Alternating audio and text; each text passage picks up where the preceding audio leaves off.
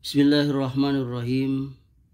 Teman-teman sekalian, kali ini kita akan membaca sebuah buku berjudul Fakta Baru Wali Songo, Telaah Kritis Ajaran Dakwah dan Sejarah Wali Songo, karya Ustadz Zainal Abidin bin Syamsuddin.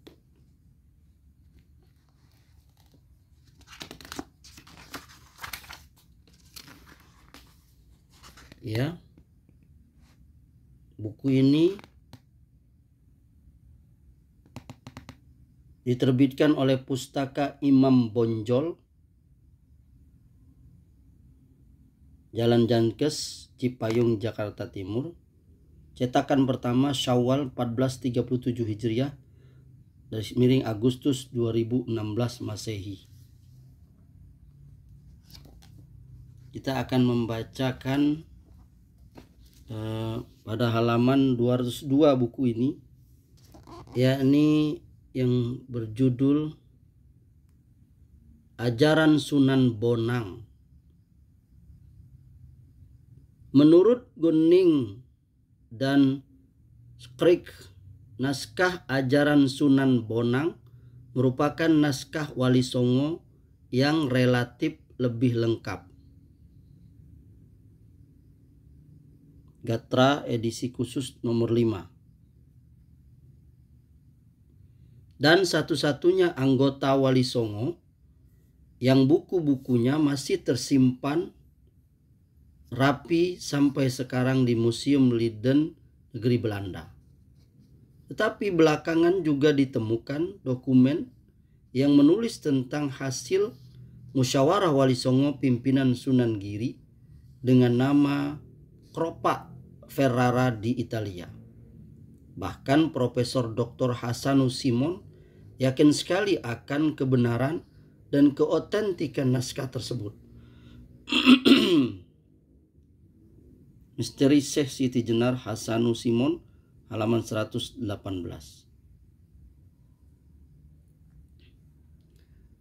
Dalam kegiatan menyiarkan ajaran Islam, Sunan Bonang mengandalkan sejumlah kitab yang antara lain Ihya Ulumuddin dan At-Tamhid karya Imam Al-Ghazali, Qutul Qulub karya Abu Makki, Raudat At-Talibin karya Imam Nawawi. Ajaran Sunan Bonang menurut tesis JGH Gunning dan tesis BJO Skrikke memuat 3 pilar agama: usuluddin, akhlak, tasawuf, dan fikih. Wali Songo dan Syekh Siti Jenar, Sostrowardoyo, halaman 86.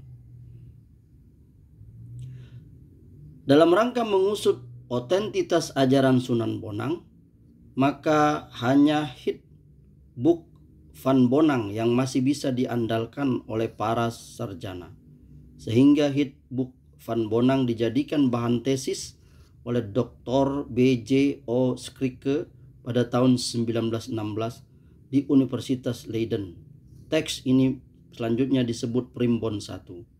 Lalu teks Primbon Jawa abad ke-16 yang isinya mirip dengan isi Primbon Sunan Bonang di atas, yang tercantum dan diulas secara kebahasaan dalam Engevanste Gescript with the 16 The EU, yang menjadi tesis Dr. JGH Gunning pada tahun 1881 di Universitas Leiden.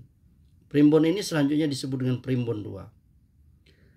Menelisik muatan Primbon Bonang 1 dan 2, sulit menggolongkan Sunan Bonang kepada kelompok abangan. Apalagi Sunan Bonang menutup primbonnya dengan tanbih atau peringatan agar sesama muslim saling bantu-membantu dalam suasana cinta kasih, agar mereka mencegah diri dari kesesatan dan bid'ah. Salah satu kalimat dalam primbon tersebut berbunyi, mitrang ningsun karana sira iki apa sihana saminira Islam lan mitranira kang asih ing sira lan anyegaha sira ing dalalah lan bid'ah. Wahai saudaraku, selagi kalian masih serba ada, hendaknya kalian saling membantu sesama muslim, dan hendaknya saling berkasih sayang sesama kalian, serta hendaknya kalian mencegah kesesatan dan kebid'ahan. Zoetmulder juga mengutip penggalan dari Hitboek van Bonang dalam bukunya Manunggaling Kawula Gusti sebagai berikut. Tegese iku dening rahasaning manusia iku tansah jinaten ing sih saking pangakening sang datullah dadi rahasaning manusia iki tansah anarima angestoken umiring pangakening sih rahasaning datullah iku wiyosing panarimaning asih angisihi ing piyambekira iku menargaken panarimaning lisaning manusa kuwala sihing kawula ikut minangka walesaning angasihi edat ing sifat af'alira dadi dharma malesi kuwala lisan ing kawula iki. Terjemahan Manunggaling Kawula Gusti, Zoetmulder halaman 11. Ini berarti karena rahasianya manusia selalu menerima cinta sejati. Maka sebagai akibat ia mengetahui cinta Allah, rahasia manusia selalu menyerahkan dirinya kepada Allah, menerima berpegang teguh pada perintahnya, angestoken, dan selalu menyesuaikan diri kepada pengakuan cinta itu. Penyerahan diri manusia sempurna akhirnya berjumpa dengan rahasia Allah. Untuk itu Allah yang hanya mencintai dirinya sendiri mempergunakan lidah manusia. Sedemikian cinta si abdi hanya menangkapi cinta yang mendatari zat, sifat-sifat dan perbuatan. Lidah manusia tak lain daripada sarana untuk menanggapi cinta.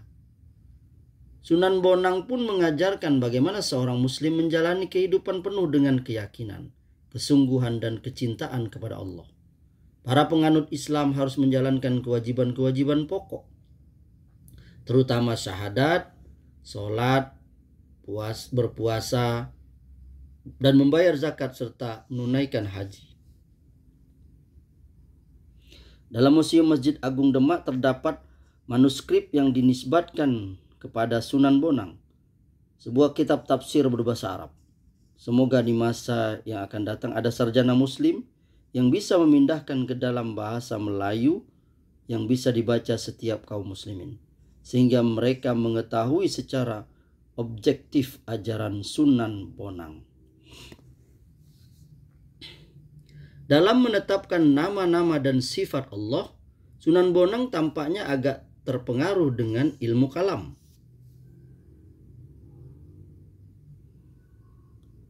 Meskipun kita tidak bisa memasukkan Sunan Bonang termasuk golongan Mu'tazilah, karena beliau di tempat lain memperingatkan umat dari bahaya Mu'tazilah.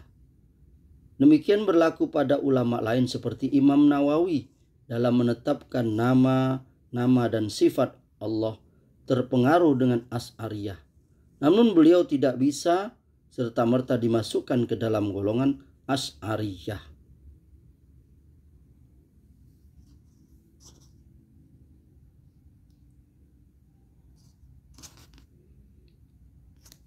Pantan ing arsa ing wuri, tan ing jaba jero, tan kanan keringira gone, tan ing madya, tan ana ing tepi, tan ing andap iki miwah tan luhur.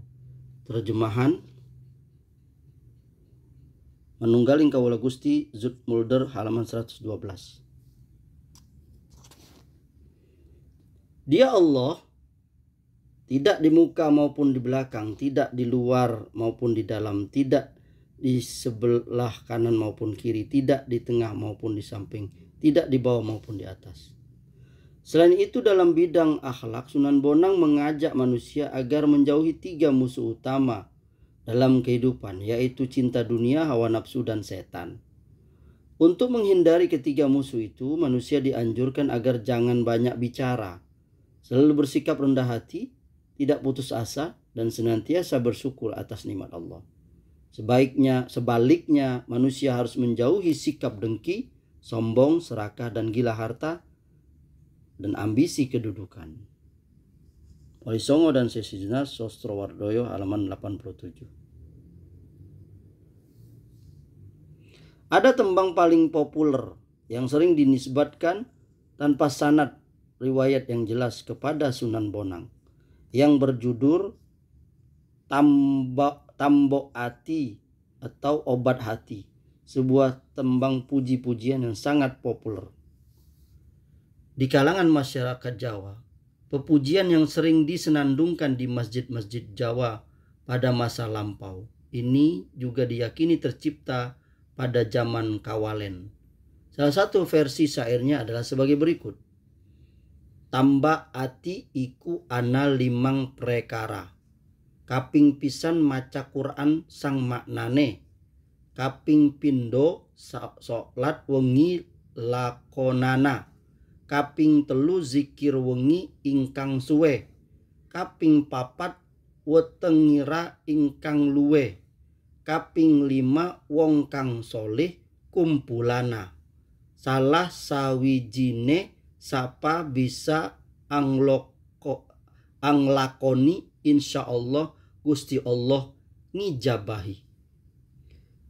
Artinya, obat hati itu ada 5 perkara. Yang pertama, membaca Al-Quran beserta maknanya. Yang kedua, kerjakanlah sholat malam. Yang ketiga, zikir malam perpanjanglah. Yang keempat, perut yang lapar dalam kurung puasa. Yang kelima, berkumpullah dengan orang-orang solih. Bila seseorang bisa menjalankan salah satunya, insya Allah Gusti Allah akan memberikan ijabah. Kalau syair itu benar tulisan Sunan Bonang, berarti beliau sangat menguasai kitab-kitab Arab. Sebab syair itu mirip dengan pernyataan Ibrahim Al-Qawwas bahwa obat hati ada 5 perkara. Membaca Al-Quran yang direnungkan maknanya, perut yang lapar dalam kurung puasa, melakukan sholat malam, berzikir dengan khusyuk pada waktu malam, bersanding dengan orang-orang soleh. Lihat Sifat As-Sofwah Ibnu Al-Jauzi volume 4 halaman 92-93. Teman-teman yang dimuliakan oleh Allah, demikianlah yang dapat kita baca dari buku Fakta Baru Wali Songo, Telah Kritis Ajaran Dakwah dan Sejarah Wali Songo, wakarya Ustaz Zainal Abidin bin Samsudin. Dan saya mohon maaf jika ada pembacaan saya ini kurang sempurna karena kekurangan dari saya pribadi. Semoga bermanfaat.